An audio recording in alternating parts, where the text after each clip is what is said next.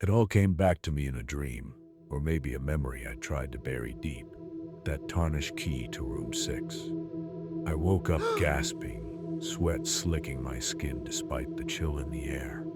The key, it lay right there on my nightstand, almost taunting me. I don't remember bringing it into this room, into this new life I'd been trying to carve out for myself, so far from Broadhaven. And yet, there it was. I gripped it in my hand as if holding it would unlock some explanation. The edges bit into my palm, and for a moment, I swore I heard those same whispers again. They slithered through my mind like smoke, building until there was a name I just couldn't ignore. Broadhaven. I wasn't finished, and it wasn't finished with me either. Come mid-morning, I found myself back on that cursed road. The key, it dangled there, mocking me from the rear view as I retraced my steps back along the same forsaken escape route. Closure? Was that it then? Maybe I was chasing a phantom, but the further I drove, the heavier the air hung, dense and thick as blood. Even the car seemed to fight me, sputtering like a dying man as I entered that same stretch of woods, shadowed and deep, where Broadhaven at first clawed its way into my reality. Then, as if conjured by my very thoughts, the town, it materialized before me. Storm clouds, they knit the sky together like a tapestry of bruises, thunder muttering low in their bellies. The skeletal remains of Broadhaven stood unchanged, untouched by time, yet scarred by something far, far older. Behaven Hotel, it stood there at the heart of it all, its sagging frame casted twisted shadows over that empty street. But this time I saw something new in the distance. A church steeple, clawing its way toward the heavens. It hadn't been there before, no sir. The whispers, they hushed, waiting. I couldn't ignore the church. It loomed like an accusation, its blackened windows promising nothing but more questions. I parked outside, stepping into the quiet, clutching the room 6 key tightly. The air was thicker here, every breath a struggle. The door creaked open on its own, revealing an interior drenched in shadow. Pew after pew stretched toward the altar, where an enormous wooden cross hung upside down. Candles and brass holders lined the walls, the flames twisting unnaturally, as if they were alive and watching me. And they weren't the only ones. A congregation sat completely still in the pews, their backs to me. Their heads were bowed, their murmured prayers a bizarre, fragmented hymn. I stepped forward carefully, the floorboards groaned beneath each step. The prayers didn't stop. They grew louder, overlapping and multiplying, until their words became one nauseating drone. Excuse me, my voice cracked through the cacophony, but no one turned, not until I took another step toward the altar. Then, every head snapped toward me in unison.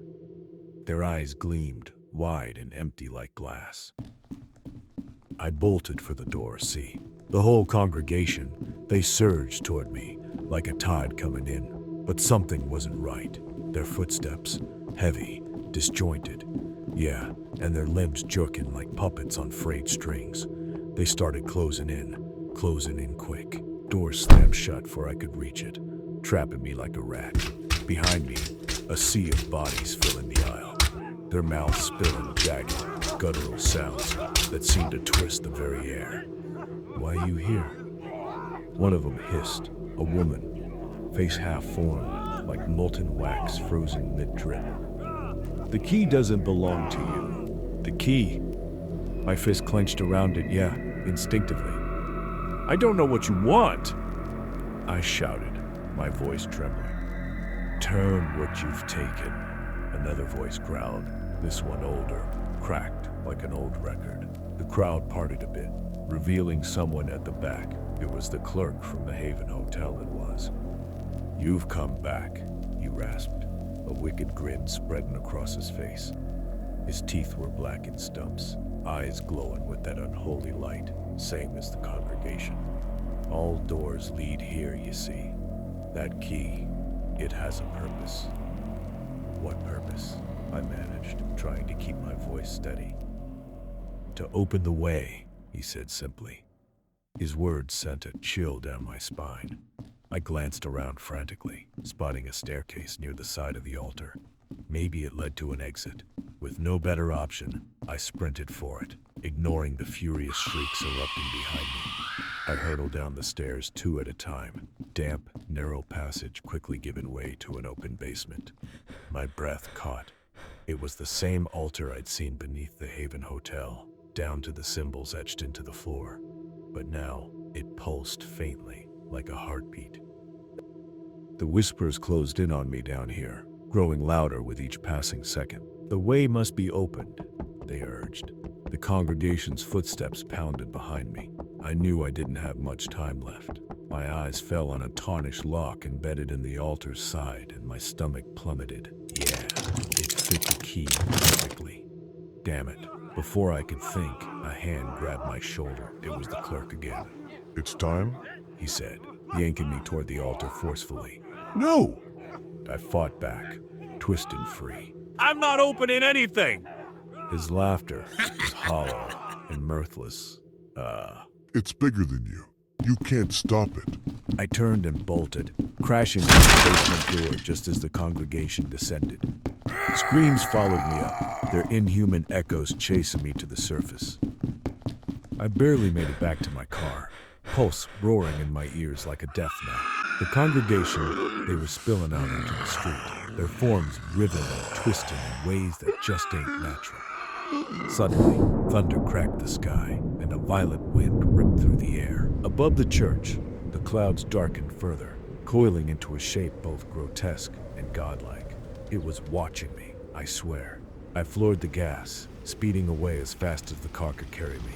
My rearview mirror showed the church collapsing in on itself, devoured by the storm above. But the whispers, they're still with me even now, hours later. The key is gone, but its weight remains, burned into my hand like a brand. I don't know what I've set into motion. I don't know if I'll survive to find out. All I know is, it ain't stopping, and it's coming.